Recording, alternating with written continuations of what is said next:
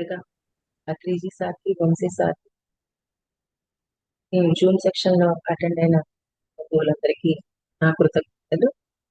Masters, last time అనివార్య నియమం గురించి తెలుసుకున్నాం. ఈరోజు కారణ రహిత నియమం గురించి తెలుసుకున్నాము. కారణ రహిత నియమం అంటే ఏంటి, అసలు దానికి ఆ పేరు ఎందుకు వచ్చింది, ఎలా వచ్చింది అని తెలుసుకున్నాము. కారణ పరిణామ నియమానికి ఎక్కువ ప్రాధాన్యత ఇవ్వబడింది, కానీ కారణ రహిత నియమం గురించి చాలా తక్కువ చెప్పబడింది అని లోటస్ సూత్రంలో రాయబడింది. కారణ పరిణామ నియమము అంటే, ఇప్పుడు మనకి ఏదైనా ఒక సమస్య వచ్చింది, సమస్య వచ్చినప్పుడు మనం ఏం చేస్తాము, కారణాన్ని వెతుకుతాం. దీనికి కారణం ఏంటి అని. ఎప్పుడైతే కారణాన్ని చూసామో, అక్కడ క్షమాపణ చెప్పుకున్నామో, అప్పుడు మన లైఫ్ లో మార్పు అనేది వస్తుందా రాలేదా, ఆ పరిణామం అనేది జరిగిందా లేదా. ఇప్పుడు కారణాన్ని చూసాము, పశ్చాత్తాపం, పరివర్తన, ప్రాయశ్చిత్తం మూడు చేశాము, చెప్పుకున్నాక ఆ దుష్కర్మను ఏం చేస్తున్నాము, సత్కర్మగా మారుస్తున్నామా లేదా. ఆ సత్కర్మగా మార్చినప్పుడు మనము ఆ జ్ఞానాన్ని పొంది మనలో ఆ పరిణామాన్ని పొందుతున్నాం. అంటే కారణ పరిణామం ద్వారా మన జీవితంలో ఇంకా ఇంకా ముందుకు వెళ్తూ ఉన్నాం. కానీ ఇది ఎక్కువగా చెప్పబడింది, కానీ కారణ రహిత నియమం అనేది ఎక్కువగా ఎక్కడా మెన్షన్ చేయలేదు. కానీ లోటస్ సూత్రాల్లో మాత్రం దీని గురించి మెన్షన్ చేయబడింది అని చెప్తున్నారు. కారణ పరిణామ నియమాన్ని కారణ రహిత నియమం రూపాంతరం చెందిస్తుంది. కారణ పరిణామ నియమం రూపాంతరం చెందగా వచ్చేదే కారణ రహిత నియమం. అన్ని లోకాలలోనూ ఉన్నత తలాల నుంచి కారణ పరిణామ నియమానికి తోడుగా ఈ నియమం కూడా పనిచేస్తూ ఉంటుంది. సహనం లేదా ఓర్పు ఈ నియమానికి పునాది. ఏంటి, కారణ రహిత నియమానికి పునాది ఏంటి, సహనము మరియు ఓర్పు. కారణ పరిణామ నియమము మార్పు రూపాంతరం చెందగా వచ్చేదే కారణ రహిత నియమం. ఇక్కడ ఎక్కువగా కారణ పరిణామ నియమాన్ని మెన్షన్ చేస్తున్నారే తప్ప కారణ రహిత నియమం అనేది తక్కువ. కానీ పైలోకాల్లోకి వెళ్లే కొద్దీ ఇవి రెండూ కూడా మెన్షన్ చేయబడతాయి అని చెప్తున్నారు. సహన నియమం అనేది కారణ పరిణామ నియమాన్ని దాటి పనిచేస్తుంది. అంటే ఆ సహన నియమం, సహనము ఓర్పు అనేది కారణ రహిత నియమానికి పునాది. ఈ నియమము కారణ పరిణామ నియమాన్ని దాటిన తర్వాత పనిచేస్తుంది అని చెప్తున్నారు. క్రైస్తవ సాహిత్యంలో కరుణ గురించి చెప్పేటప్పుడు ఇది సూచనప్రాయంగా తెలియజేయబడింది. అంతేకాక దైవం తాను కోరుకున్నది ఏదైనా చెయ్యగలరు అని ఖురాన్లో చెప్పబడింది. అంటే దైవము ఏదైతే చెయ్యాలనుకుంటుందో అది తప్పకుండా చేసే తీరుతుంది. అంటే దైవం అనుకోవాలా, అనుకోకుండా జరగమంటే జరగదు. దైవం అనుకున్నప్పుడు జరిగేది ఇక్కడ తప్పకుండా చేయబడుతుంది అని చెప్పి ఖురాన్లో మెన్షన్ చేయబడింది అని చెప్తున్నారు. కారణ రహిత నియమము ప్రకారం ఒక వ్యక్తి అప్పటికప్పుడు ఒక్క క్షణంలో దివ్య జ్ఞానం పొందవచ్చు. ఒక కుర్రాడు స్వేచ్ఛా పదంలో ప్రవేశించవచ్చు. ఒక వ్యక్తి బుద్ధుడు మరియు క్రీస్తుగా మారవచ్చు. ఒక్క క్షణంలో వాళ్ళ లైఫ్ అంతా టర్న్ అయిపోతుంది. అంతే కదా. మిలారప్ప గారికి కూడా అలాగే ఒక షార్ట్ టైం లోనే చేంజ్ వచ్చేసింది. అలాగా ఎంతో మంది జీవితాల్లో ఒక్క క్షణంలో మార్పు తీసుకొచ్చేదే కారణ రహిత నియమము అని చెప్తున్నారు. కొంతమంది వ్యక్తులు వాళ్ళు ఏం చేశారో దానిని చెయ్యటానికే కార్యక్రమం తయారు చేసుకుని ఉంటారు. వాళ్ళు చేసిన మంచి చెడు పనులు వాళ్లకు చెందినవి కావు. అవి వాళ్ళ ఔన్నత్యాన్ని పెంచవు, త్రుంచవు. జీవిత నాటకంలో వాళ్ళు తమ పాత్రను పోషిస్తారు. విభిన్న పాత్రలలో కనిపిస్తారు. పాత్రలు లేకుండానూ ఉంటారు. వారి భవిష్యత్తు వారి గతంతో నియంత్రించబడదు. ఎందుకంటే గతం కేవలం నటన కనుక. ఇప్పుడు ఏకత్వం, ప్రేమతత్వం, కాంతితత్వం, ఐక్యత ఇవన్నీ తెలుసుకున్న వ్యక్తి భూమి మీదకి ఒక ప్రణాళికతో వస్తాడు. ప్రణాళికతో వచ్చినప్పటికీ అతను చేసే పనుల్లో మంచి చెడులు వాళ్ళకి ఏ ప్రాబ్లమ్ ని క్రియేట్ చేయవు. అసలు ఏమి వాళ్ళకి స్పందన కూడా ఉండదు. కానీ బయట వాళ్ళకి అనిపిస్తూ ఉంటుంది, వీడు మంచి చేశాడు, వీడు చెడు చేశాడు అనే భావన బయట వాళ్ళకు ఉంటుందే తప్ప అలా ఏకత్వంలో ఉండి ఒక ప్రణాళికతో భూమి మీదకి వచ్చిన వాళ్ళకి ఏమీ ఉండదు.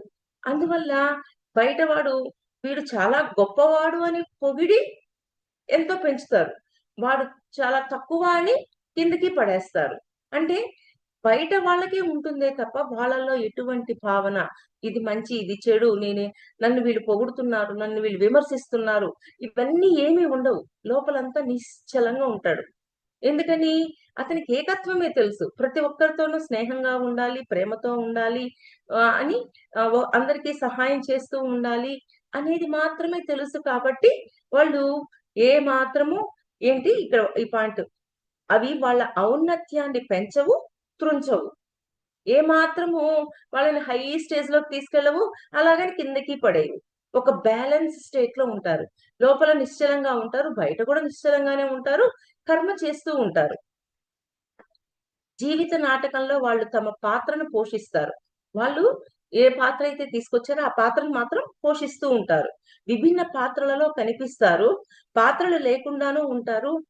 అంటే విభిన్న పాత్రలు. తండ్రి పాత్ర, భర్త పాత్ర, బిడ్డ పాత్ర, ఇలా పాత్రలు ఉంటాయి. కానీ ఆ పాత్రలు కూడా వాళ్ళని ఏమి చెయ్యవు. వాళ్ళు చాలా న్యూట్రల్‌గా ఉంటారు వాళ్ళ లోపల. ఆ నిశ్చల తత్వం అనేది లోపల ఉంటుంది, బయట ఉంటుంది. కానీ కర్మ చేస్తారు. ఎందుకని? వాళ్ళొక ప్రణాళిక తీసుకొనొచ్చారు కాబట్టి. వారి భవిష్యత్తు వారి గతంతో నియంత్రించబడదు. వాళ్ళ భవిష్యత్తు గతంతో నియంత్రించబడదు. ఎందుకంటే గతాన్నంతటిని క్లియర్ చేసేసారు వాళ్ళు. వాళ్ళు కారణ పరిణామంతోటి ఒక ఎన్‌లైట్‌మెంట్‌లోకి వచ్చేసేసాక, వాళ్ళకి గతంతో ఎటువంటి సంబంధము ఉండదు. ఆ గతంతో వా ఏమి నియంత్రించబడదు. అంటే భవిష్యత్తులో ఏదో జరగబోయేదాన్ని ఆగిపోవటం, ఇప్పుడు జరిగేది ఆగిపోవటం, ఇట్లా ఎక్కడ ఏమి నియంత్రణ అనేది ఉండదు. అంటే విభిన్న పాత్రలు వేసుకొనుంటారు. పాత్రలో ఉంటారు గానీ, పాత్రలు వాళ్ళని ఏమీ చెయ్యవు. ఇలాగా వాళ్ళు, ఎందుకంటే గతం కేవలం ఒక నటనే కనుక అనే ఒక అవగాహన వచ్చేసుంటుంది. వాళ్ళలో ఆ ఎన్‌లైట్‌మెంట్ అనేది వచ్చేసుంటుందనమాట. ఓకే. ఒకవేళ ఒక వ్యక్తి గాఢమైన కర్మ మోస్తున్నప్పటికీ భగవంతుడు కోరుకున్నట్లయితే అతను అప్పటికప్పుడు ఆ క్షణంలో యోగిగా మారగలడు. గాఢమైన కర్మను మోస్తున్నప్పటికీ భగవంతుడు కోరుకున్నట్లయితే అతను అప్పటికప్పుడు ఆ క్షణంలో యోగిగా మారగలడు. ఇప్పుడు మిలాదప్ప గారున్నారు. మరి ఆయనకి జరిగిన పరిస్థితులకి ఆయన ఏం చేశారు? ఆ మంత్రాలు, ఇవన్నీ ఉపయోగించి వాళ్ళ చుట్టాలోళ్ళందరికీ చాలా అపాయం కలగజేశారా లేదా? ఇలా కలగజేస్తూ ఉన్నప్పుడు వాళ్ళ ఆత్మ ఇంగ ఎట్లాగైనా సరే మార్చాలి అనుకుంది. ఇక్కడ భగవంతుడు అంటే ఆత్మ. వాళ్ళ ఆత్మ తలుచుకుంది. ఇప్పుడు ఎలాగైనా సరే అతన్ని నేను మార్చుకోవాలి అని తలుచుకుంది. అంటే అతని హింస పెరిగిపోతూ ఉంది. అందుకని అప్పటికప్పుడు వాళ్ళ జీవితంలో ఒక కొత్త మార్పు తీసుకొస్తది. అంతే కదా! మిలారప్ప గారు సడెన్‌గా మార్ప గారు కనెక్ట్ అయ్యాక ఆయన లైఫ్‌లో ఎంతో మార్పులొచ్చేసాయా లేదా? అంటే అది ఎవరు తలుచుకున్నారు? భగవంతుడు తలుచుకుంటే అని అంటున్నారు. భగవంతుడంటే ఎవరు? మన ఆత్మ. ఎప్పుడైతే మన ఆత్మ తలుచుకుంటుందో, అప్పుడు మన లైఫ్‌లో మార్పనేది జరుగుతుంది. అప్పటిదాకా అది తలుచుకోకపోతే ఆ మార్పులనేవి జరగవు. అలాగా మిలారప్ప గారి జీవితంలో అంతటి ఏంటి గాఢమైన కర్మ మోస్తున్నప్పటికీ, అంటే అంటే చాలా తీవ్రంగా ఉంది గదా! అక్కడ పరిస్థితి. అలాంటి పరిస్థితుల్లో మార్పుని తీసుకొచ్చింది. ఇందాక మనం ఒక పాయింట్ చెప్పుకున్నాం. సహనము లేదా ఓర్పు నియమం ఈ నియమానికి పునాది అన్నారు. ఎందుకని సహనము, ఓర్పు అనేది కారణ రహిత నియమానికి పునాదవుతుంది. ఇప్పుడు మిలారప్ప గారున్నారు. మరి వాళ్ళ చుట్టాలందరూ, వాళ్ళ బంధువులందరూ వాళ్ళని ఎన్నో మాటలని చాలా అన్నారు. అన్నప్పుడు మిలారప్ప గారికి సహనము, ఓర్పు అనేది ఉన్నప్పుడు మరి కారణ రహిత నియమం దాకా పోవాల్సిన అవసరం లేదు కదా! ఆ సహనము, ఓర్పు ఎందుకు రాలేదు? ఆ సహనము, ఓర్పు గాని ఉండుంటే, అక్కడ నాకెందుకు ఇట్లాంటి పరిస్థితి జరుగుతుంది? వీళ్ళందరి వల్ల నాకెందుకు ఇట్లాంటి బాధలొస్తున్నాయి అని ఒకసారి చెక్ చేసుకునేవాళ్ళు కదా! ఆయన చెక్ చేసుకోలేకపోయారు. ఇలా జరుగుతూ ఉన్న తరువాత తన ఆత్మ అనుకోగానే అప్పుడు ఆయనలో ఒక టర్నింగ్ పాయింట్ అనేది జరిగింది. అంటే కారణ రహిత నియమం ద్వారా వాళ్ళ జీవితాల్లో సడెన్‌గా మార్పొస్తుంది. అంటే ఇప్పుడు కారణ రహిత నియమంతోటి ఆయనలో మార్పు వచ్చిందా లేదా? మిలారప్ప గారితో ఆయన లైఫ్‌లో మార్పా గారొచ్చారు. సడెన్‌గా ఎంత చేంజ్ వచ్చేసింది ఆయన లైఫ్‌లో. అలాగా కారణ రహిత నియమానికి సహనము, ఓర్పు అనేవి పునాది. సహనము, ఓర్పు ఉంటే అక్కడంతా చెక్ చేసుకునేవారు. వీళ్ళెందుకు మా పట్ల ఇలా ప్రవర్తిస్తున్నారు? మాకెట్లాంటి పరిస్థితి ఎందుకొచ్చింది? కారణం ఏంటి? ఇవన్నీ చూసుకునేవాళ్ళు కాబట్టి ఆయన ఇంకా ముందుకు వెళ్ళేవారు కాదు. కానీ అవన్నీ చూసుకోకపోవడం వల్లే కదా! అంటే అక్కడ సహనము, ఓర్పు లేకపోవడం వల్లే కదా! ఆయన లైఫ్‌లో అటువంటి కార్యక్రమాలు చేయాల్సొచ్చింది. కానీ ఎప్పుడైతే ఆయన ఆత్మ అనుకుందో ఆయన టర్నింగ్ పాయింట్ అనేది వచ్చేసింది. దేవుని కోరిక అనేది స్వేచ్ఛ కోసం ఆ వ్యక్తి చేసిన ఏ చర్య ఫలితము కాదు. ఈ కోరిక ఏ మానవ ధోరణితోనూ నియంత్రించబడదు. దేవుని కోరిక అంటే దేవుడు అన్న, భగవంతుడు అన్న ఆత్మ. ఆత్మ మన స్వేచ్ఛని తీసేటట్టు చేయదు. మన యొక్క చర్యల యొక్క ఫలితాన్ని చూస్తూ ఉంటుంది. ఏం చేస్తారు వీళ్ళు అని. అంటే ఈ మానవుడిగా జన్మ తీసుకున్నప్పుడు వాళ్ళని ఈ కోరికతో నియంత్రిద్దాం అని ఏమి చేయదు ఆత్మ. సైలెంట్‌గా ఉంటుంది. మన మన యొక్క ప్రవర్తనని అన్నిటిని గమనిస్తూ ఉంటుంది. ఓకే. జర్నీ చేస్తున్నారు చేయనీ అన్నట్టే ఉంటుంది ఆత్మ. అది కారణ రహిత చర్య. దేవుని చర్య. అలా ఎవరికైనా ఒక కొత్త అవకాశం దైవం ఇవ్వదలుచుకుంటే ఇవ్వబడుతుంది. అంటే కారణ రహితంగా ఎప్పుడైతే ఆత్మ అనుకుంటుందో, అప్పుడు మాత్రమే మనకి ఇటువంటి అవకాశాలు ఇస్తూ ఉంటుంది. అంటే కారణ పరిణామ నియమము కా కారణ పరిణామ నియమం ద్వారా మనము మన జీవితంలో ప్రతిదానికి కారణాన్ని తెలుసుకొని పరిణామాల్లోకొస్తున్నాం. ఓకే. కారణ నియమం అంటే ఏంటి? సడెన్‌గా సడెన్‌గా తన లైఫ్‌లో ఎంతో అంటే సరికాని పనులు చేస్తూ ఉన్నప్పుడు, సరికాని కర్మలు చేస్తూ ఉన్నప్పుడు, వాళ్ళ ఆత్మ తలుచుకోవడం ద్వారా సడెన్‌గా మార్పొస్తుంది. అంటే ఇప్పుడు మిలారపా గారిలో సడెన్‌గా మార్పొచ్చిందంటే, ఆ జన్మలోనే ఆయన అంత ఎన్‌లైట్‌మెంట్ పొందారనా? కాదు. ఆల్రెడీ ఆయన కారణ పరిణామ నియమం ద్వారా గత జన్మల్లోనే ఎన్‌లైట్‌మెంట్ పొందారు. ఆత్మతో ఆ కనెక్టివిటీ లేదు. ఎప్పుడైతే ఈయన చర్యలు సరిగా లేవో, అప్పుడు ఆత్మతో కనెక్టివిటీ వచ్చి, అప్పుడు ఆయనలో మార్పనేది వచ్చింది. ఇదంతా సడెన్‌గా జరిగే ఈ మార్పే కారణ రహిత నియమం ద్వారా జరుగుతుంది. అంటే ఈ కారణ రహిత నియమానికి సహనం, ఓర్పు ఉన్నాయనుకోండి, మరి ఈ కారణ రహితం దాకా రారు. కానీ సహనం, ఓర్పు లేకపోయేసరికి ఏం జరుగుతుంది? ఏదో ఒక చర్య తీసుకొని వాళ్ళ మీద రివెంజ్ తీర్చుకుందాం, రియాక్ట్ అవుదాం. ఇలాగా మళ్ళీ సరికాని కర్మల్లో ఇరుక్కుంటూ ఉంటాం. అది. దేవుడు స్వతంత్రుడని, ఆయన తన స్వీయ నియమాలతో కూడా బడడనే ఈ అభిప్రాయాన్ని ఈ నియమపు ఉనికి బలపరుస్తుంది. దేవుడు సర్వస్వతంత్రుడు. ఆయనకి స్వేచ్ఛ, స్వతంత్రం అన్నీ ఉన్నాయి. కానీ ఆయనకి కొన్ని నియమాలున్నాయి. అంటే ఆత్మకు కొన్ని నియమాలున్నాయి. ఆ నియమాలతోటి కింద తీసుకున్న దేహానికి కొన్ని నియంత్రణ చేయాలని అనుకున్నా కానీ చెయ్యదు. అది అనుకుంటేనే మన లైఫ్‌లోకి ఎంటర్ అయ్యి మనల్ని సరిచేయాలి అనుకుంటది. ఇంకొంచెం లోతుగా చూస్తే ప్రతి వ్యక్తి కూడా దైవాంశ సంభూతుడే. కనుక అతను తన చర్యల వల్ల ఏర్పడిన పరిమితుల కంటే ఎక్కువ సామర్థ్యాన్ని కలిగి ఉంటాడు. అతనిలో కారణరహిత నియమమే అతనిలోని సామర్థ్యం. అంటే ప్రతి ఒక్కరిలోనూ కారణరహిత నియమమే వాళ్ళ యొక్క సామర్థ్యం. అతనిలోని కరుణాశక్తి, సహన శక్తులే అతని సామర్థ్యం. కారణ పరిణామ నియమంతో వ్యవహరించగలగడమే అతని సామర్థ్యం. అంటే కారణ పరిణామ నియమంతో వ్యవహరించడమే పూర్తిగా సామర్థ్యం. కానీ కారణ రహిత నియమం అనేది భగవంతుడు తలుచుకున్నప్పుడే జరుగుతుంది. అంటే ఎవరు? వాళ్ళ ఆత్మ తలుచుకున్నప్పుడే జరుగుతుంది. అంతకుముందు అనివార్య నియమం గురించి చెప్పుకున్నాం. అనివార్య నియమం అంటే ఏంటి? మన లైఫ్‌లో కొన్ని పనులు మనకి తెలియకుండానే జరుగుతున్నాయి. సడెన్‌గా ఒక పని జరుగుతుంది. అరే! నేనిది అనుకోను కూడా అనుకోలేదే! కానీ నా లైఫ్‌లో ఇదేంది ఈ పని జరుగుతుంది అని అనుకుంటాం. కానీ మన ఆలోచనలలోనూ, మనస్సులోనో, అనుభూతిలోనో వాటి గురించి మనం క్రియేట్ చేసేసుంటాం. ఆ క్రియేట్ చేసున్నాము కాబట్టే ఇవి జరుగుతున్నాయి అనేది మనం తెలుసుకున్నాం. అంటే మన వాస్తవానికి మనమే సృష్టికర్తలం.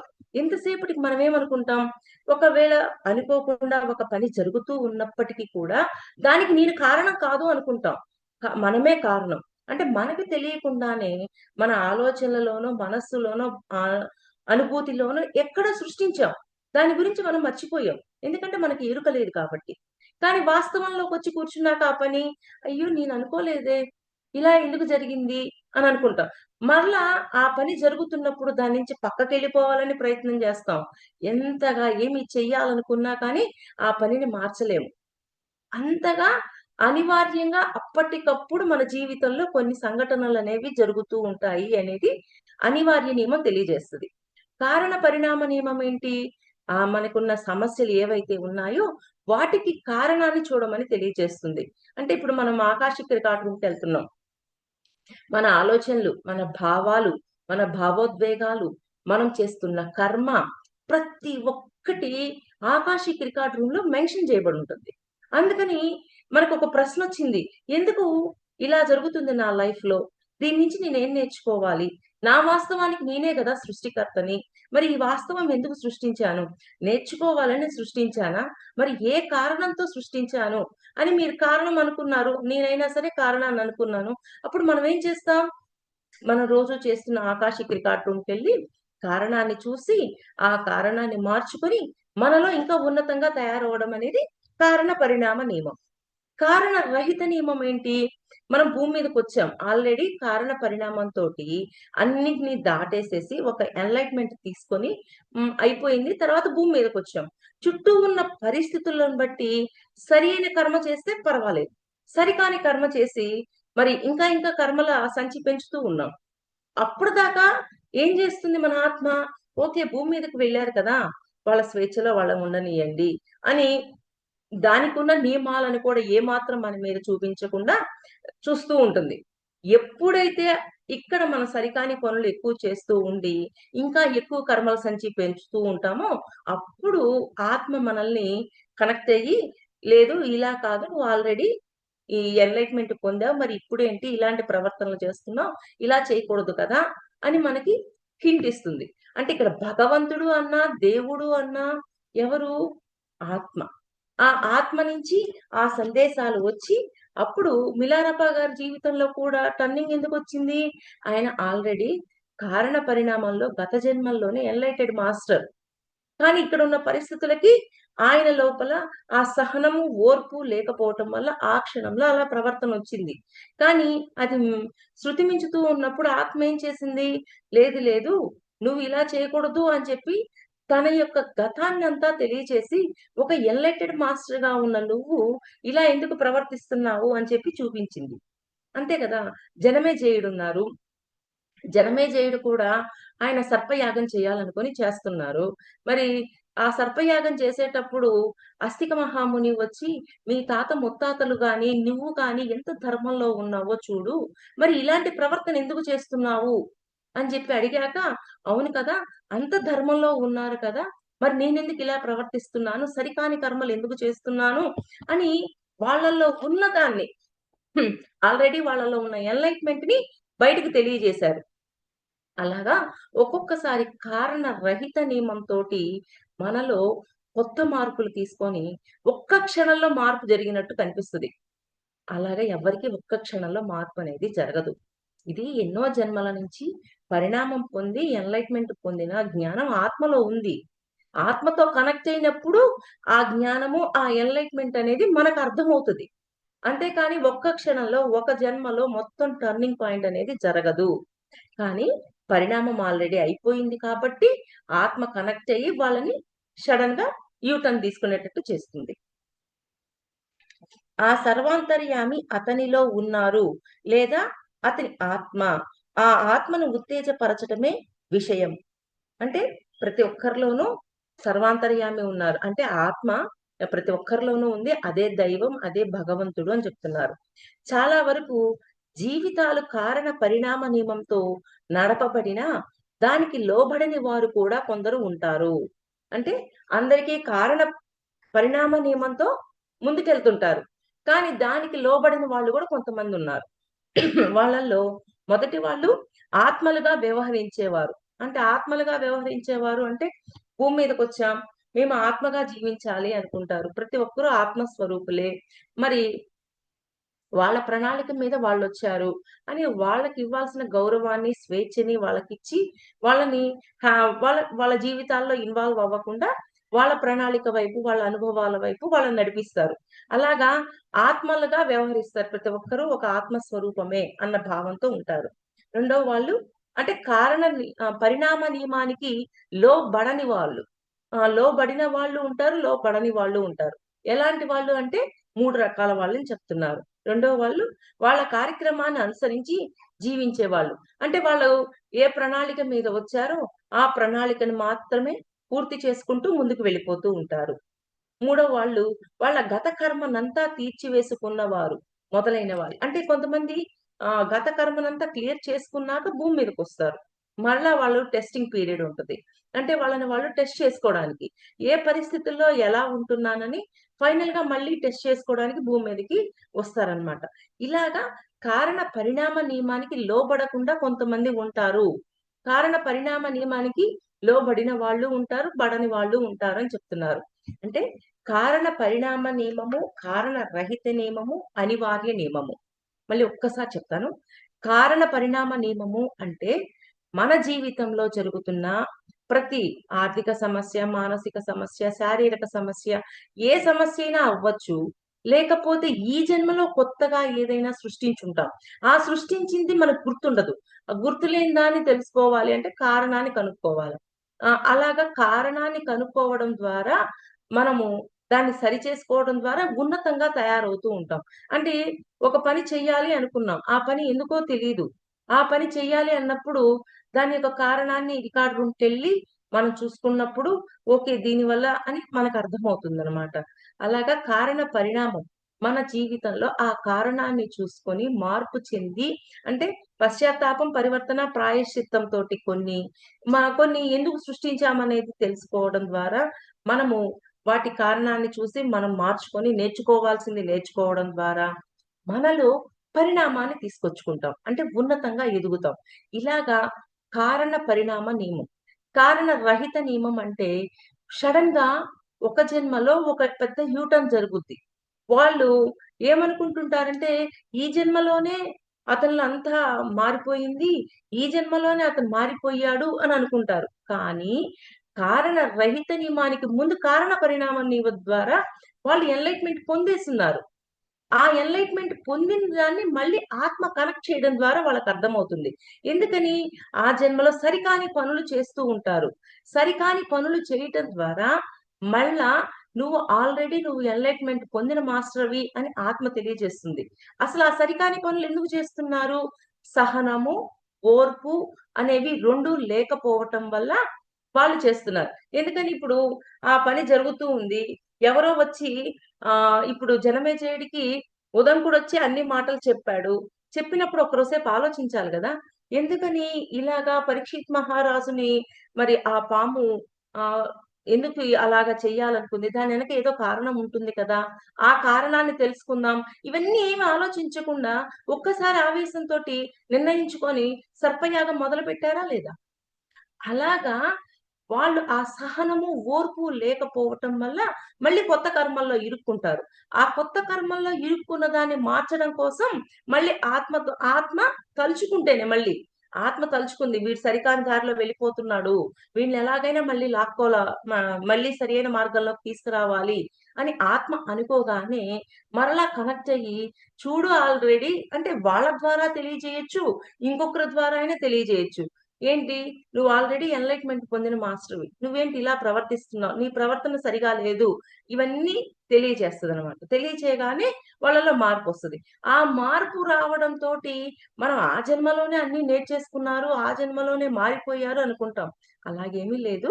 వాళ్ళు గతంలోనే ఎన్‌లైటెడ్ పొందిన మాస్టర్స్ కాబట్టి దాన్ని కనెక్ట్ అవ్వడంతో మార్పొచ్చింది అనేది తెలుసుకోవాలి మనం. అంటే కారణ రహితంగా అనుకోకుండా వాళ్ళ లైఫ్‌లో మార్పొస్తుంది. అనివార్య నియమం అంటే మన లైఫ్‌లో ఏమి చేస్తున్నా కొన్ని మనకు తెలియకుండా జరుగుతుంటాయి. ఈ పని నేను అనుకోలేదు అని అనుకుంటాం. కానీ ఇందాక మనం చెప్పుకున్నట్లు మనం రికార్డ్ రూమ్‌కెళ్తే మన కారణాన్ని మనకి చూపిస్తారు. ఈ కారణం వల్ల నువ్వు ఈ పని చేయాలి అనుకున్నావు. ఈ కోరిక నీ నుంచి ఇలాగ రాబడింది అని చెప్పి తెలియజేస్తదనమాట. ఇప్పుడు ఫర్ ఎగ్జాంపుల్ నేనొక ఒక కార్ కావాలని కోరుకున్నాను. కానీ నాకు గుర్తులేదు. కానీ ఒక 5, 6 ఇయర్స్ తర్వాత ఒక కార్ ఇవ్వబడింది. ఓకే. వచ్చింది అని అనుకుంటున్నాను. కానీ తర్వాత నాకు అర్థమైందనమాట. అంటే ఎందుకని సడెన్‌గా ఇలాగా అంటే సడన్ గా అంతటి వస్తువు నా దగ్గరికి ఎలా వచ్చింది? ఇదేంటి నాకు ఇప్పుడు అటువంటి ఆలోచనలు కూడా లేవు కదా! నాకు ఈ వస్తువు కావాలని కూడా లేదు కదా! అంటే గతంలో నువ్వు ఈ పాయింట్ లో ఈ కారు చూసినప్పుడు నాకు ఇట్లాంటి కారు కావాలని నువ్వు కోరుకున్నావు. కాబట్టి ఇప్పుడు నీకది ముందుకొచ్చింది. అంటే నేను ఎగ్జాంపుల్ చేసి చెప్తున్నాను. అలాగా మనం కోరుకున్న కోరికలు కూడా మర్చిపోతాం. కానీ మనం ఎప్పుడైతే మన లైఫ్‌లోకి అది మనం ముందుకొచ్చి కూర్చుందో, మనం ఎప్పుడు కోరుకున్నామని చూడాలి అనుకున్నప్పుడు ఆకాశిక్ రికార్డ్ రూమ్‌లోకెళ్ళినప్పుడు మనము మనం చేస్తున్న ఆలోచనలు, భావాలు, భావోద్వేగాలు, మనం చేస్తున్న కర్మ అన్నీ అక్కడ ఉంటాయి కాబట్టి ఎమ్మటే మనకి ఆన్సర్ ఒస్తుంది. అలాగా ప్రతి దానికి మనం కారణాన్ని చూడడం అనేది మొదలుపెట్టినప్పుడు మనలో పరిణామమే ఉంటుంది. లేకపోతే మనలో పరిణామం ఉండదు. ఎమ్మటే రియాక్ట్ అవ్వటం, షార్ట్ టెంపర్‌తో ఉండటం, ఎవరైనా ఏదైనా అన్నప్పుడు ఇంకొకసారి మనం అనుకోకుండా అటువంటి పని జరుగుతూ ఉన్నప్పుడు వీటన్నింటిని కొత్త కర్మల్లో ఎక్కించకుండా చేసేదే మనం రికార్డ్ రూమ్‌లోకి వెళ్లి కారణాన్ని చూడటం ద్వారా చక్కగా మన జీవితంలో ఎన్నో మార్పులు తీసుకొచ్చుకుంటాం. అందువల్ల తొందరగా ఎమోషన్ అవ్వకూడదు. తొందరగా రియాక్ట్ అవ్వకూడదు. ముందు పరిశీలించాల. అందుకే సహనం, ఓర్పుతో ఉండాలి అంటున్నారు. కారణ పరిణామ నియమం రూపాంతరం చెందాక కారణరహిత నియమంగా ఏర్పడుతుంది. కారణరహిత నియమానికి పునాది ఏంటి? సహనము, ఓర్పు. అంటే ఇప్పుడు జనమేజయుడికి ఆ సహనము, ఓర్పు గాని ఉండుంటే మరి ఉదంకుడొచ్చి చెప్పారు. మరి దీనికి కారణం ఏంటి? ఇవన్నీ ఎతికేవాడు. అక్కడ ఏమి లేకపోయేసరికి సర్పయాగంలోకెళ్ళిపోయారు. మరి ఎంత పెద్ద కర్మది? మరి ఆ సహనం, ఓర్పు మనకుండాలా లేదా? సహనం, ఓర్పు ఉంటే మరి బ్యాక్‌కెళ్ళి అన్ని చూస్తాం. అవి లేనప్పుడు ఏం చూస్తాం? చూడం కదా! చూడకపోయేసరికి ఏమవుతుంది? కొత్త కర్మల్లో ఇరుక్కుంటున్నామా లేదా? ఏదైనా మన ముందుకు ఒక వాస్తవం వచ్చిందంటే దానికి కారణాన్ని చూడాలనే మనం పూర్తిగా విశ్వసించాలి. నా వాస్తవానికి నేనే సృష్టికర్తని. మరి ఎందుకు జరుగుతుంది ఈ వాస్తవం? ఒకసారి వెనక్కి పోయి చెక్ చేసుకుందాం. నష్టమేముంది? మనకింకా ఎన్ని ఆప్షన్స్ ఇచ్చారు. ఒక రికార్డ్ రూమ్ ఇచ్చారు. రికార్డ్ రూమ్‌లో మనవన్నీ పొందుపరచబడి ఉన్నాయి. మరి ఏమి అంత ఫాస్ట్‌గా మనం ఎందుకెళ్ళిపోవాలి? అంత ఫాస్ట్‌గా మనం కొత్త కర్మల్లో ఎందుకు ఇరుక్కోవాలి? మనల్ని మనం సరికాని కర్మల్లోకి ఎందుకు తీసుకెళ్ళాలి? అవసరం లేదు గదా! అంటే ఆ సహనం, ఓర్పు ఉంటే ఎలా ఉంటుంది? మనము అద్భుతంగా ఇంకా ఉన్నతంగా తయారవుతాం. అందుకని ఆ సహనం, ఓర్పు అనేది ఉండాలి. ఇంకొక విషయం సహనము, ఓర్పు అనేది ఉండాలి అంటాం. ఒక్కొక్కసారి ఒక దుష్కర్మ మన లైఫ్‌లోకి ఎంట్రీ అయినప్పుడు కూడా మనకి సహనం, ఓర్పు ఉండాల. ఎందుకంటే కర్మ యొక్క తీవ్రత లోపలుంటది. ఆ పెయిన్ అనేది అనుభవిస్తుంటాం. బయట మన ఇంట్లో వాళ్ళు కాదు ఎవరైనా సరే మన స్నేహితులు ఒక చిన్న మాట అనగానే ఒక భూతద్దంలో చూసినట్టు కనిపిస్తూ ఉంటుంది. అలాగా కూడా చూడకుండా మనల్ని మనం ప్రొటెక్ట్ చేసుకుంటూ ఉండాలి. అంటే ఆ ప్రొటెక్షన్ ద్వారా మనం కొత్త కర్మల్లో ఇరుక్కోకుండా ఉంటాం. అలాగా అక్కడ కూడా సహనం, ఓర్పు అనేవి ఉండాలి. ఏంటి ఒక దుష్కర్మ ఎంట్రీ అయినప్పుడు కూడా. అలాగా సహనం, ఓర్పు ద్వారా మనల్ని ఇంకా పరిణామంలోకి తీసుకెళ్ళగలుగుతామే కానీ, సరికాని కర్మలు చేయటానికి ముందుకు తీసుకెళ్ళం. ఎవరు జేయాలి ఇవన్నీ? మనమే జేయాలి కదా! ఎవరో వచ్చి ఎవ్వరు ఏం చేయరు. మనకి మనమే. అందుకే మన శ్వాసే మన గురువు. మన మరి ఎప్పుడైతే మన శ్వాసను పట్టుకుంటామో ఆటోమేటిక్‌గా ఒకదాని తర్వాత ఒకదాని తర్వాత ఒకటి అన్నీ మనకు అర్థమైపోతూ ఉంటాయి. ప్రతి విషయానికి కారణాన్ని చూడండి. కారణం చూసినప్పుడు మనం కొత్త కర్మల్లో ఇరుక్కోము. అసలు ఎందుకు తెచ్చుకున్నామో, ఏం నేర్చుకోవాలో అది కూడా పూర్తిగా నేర్చుకోగలుగుతాం. లేకపోతే మనం నేర్చుకోలేము. అలాగా కారణ పరిణామ నియమం, కారణ రహిత నియమం, అనివార్య నియమం. ఈ మూడింటి గురించి మీకు తెలియజేశాను మాస్టర్స్. Thank you. ఈ అవకాశం ఇచ్చినందుకు. ఏవైనా మీకు డౌట్స్ వస్తే అడగొచ్చు. మణిమాల మేడం.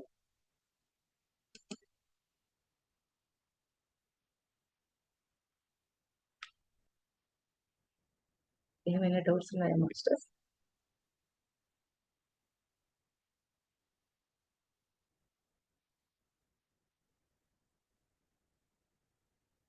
మణిమాల ఎవరైనా ఏమైనా మాట్లాడాలనుకుంటే హ్యాండ్ రైజ్ చేయండి.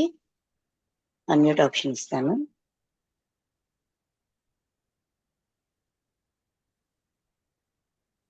ప్రతిమ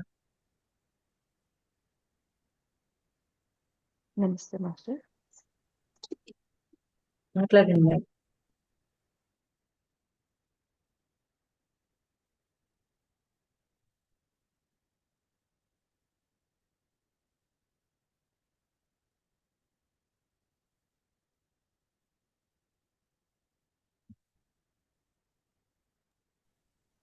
హలో చెప్పు. మాస్టర్. నమస్తే మాస్టర్. నమస్తే అండి. ఆ, నేను రియాక్ట్ అయిన తర్వాత ఆ, అంటే నేను ఏదైనా ఎవరైనా ఏదైనా అన్నప్పుడు నేను ఒక్కొక్కసారి కామ్గానే ఉంటాను, కానీ సడన్ గా నేను మాట్లాడిన తర్వాత నాకు అది తెలుస్తుంది నేను ఆ మాటకి కొంచెం స్పీడ్ గా మాట్లాడాను అని. అంటే అది నేను ఎందుకు మాట్లాడుతున్నాను అని నేను కారణం వెతుక్కోవాలి అంటే నేను ఎలా స్టార్ట్ చేయాలి మాస్టర్? కొంచెం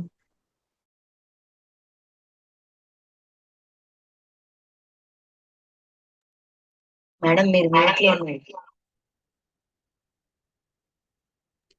ఫస్ట్ ఇంకొంచెం పోయే కొద్దీ మనకు అర్థమవుతుంది. ఫస్ట్ నా వాస్తవానికి నేనే సృష్టికర్తను అనేది గట్టిగా పట్టుకోవాలి. ఫస్ట్ మన వైపు చూశాక తర్వాత సెకండ్ ఎదుట వారి వైపు చూడాలి. అందుకని ఈ వాస్తవాన్ని ఎందుకు సృష్టించాను, ఎందుకు సృష్టించబడింది, గతంలో సృష్టించబడిందా లేకపోతే ఇప్పుడు నేర్చుకోబడిందా అనేది మనము ఫస్ట్ నేర్చుకోవడానికి వచ్చాను భూమి మీదకి ప్రతి సిచ్యువేషన్ నుంచి నేను నేర్చుకోవడానికి వచ్చాను. కాబట్టి ఇక్కడ ఏం నేర్చుకోవాలి ఈ పరిస్థితి నుంచి అనే అవేర్నెస్ మనలో ఉండాలి. అప్పుడు నా వాస్తవానికి నేనే సృష్టికర్తని కదా అనే పాయింట్ పట్టుకోవాలి. లెర్నింగ్ కోసం వచ్చాను అనేది మెయిన్ ఇంపార్టెంట్. భూమి మీద లెర్నింగ్ తప్ప ఇంకేమీ లేదు. భూమి మీద జరిగే ప్రతి సిచ్యువేషను నన్ను ఎదిగించడానికే వచ్చింది కాబట్టి నా వాస్తవానికి నేనే సృష్టికర్తని అనే పాయింట్ కూడా మన లోపల అణువులోనూ ఉండిపోవాలి. నిద్ర లేపినా సరే ఇక్కడ నాకు మాస్టర్స్ చూపిస్తున్నప్పుడైనా సరే ఇక్కడ నేను ఏ పని వల్ల ఏం నేర్చుకోవడం కోసం ఈ పనినంతా సృష్టించబడింది, దీన్ని తెలుసుకోవాలి అని మనం ఎప్పుడు అనుకుంటూ ఉండాలి. ఓకేనా మాస్టర్? ప్రతిమ గారు.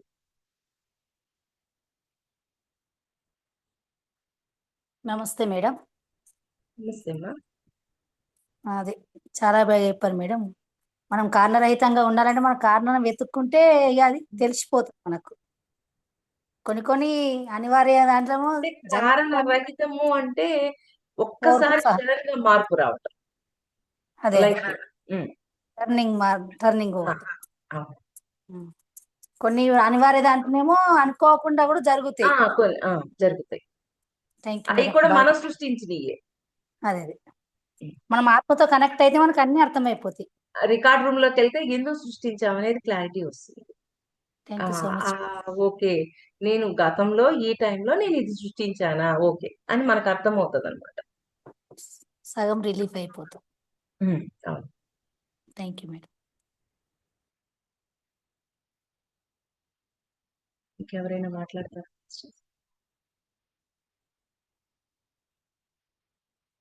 ఓకే.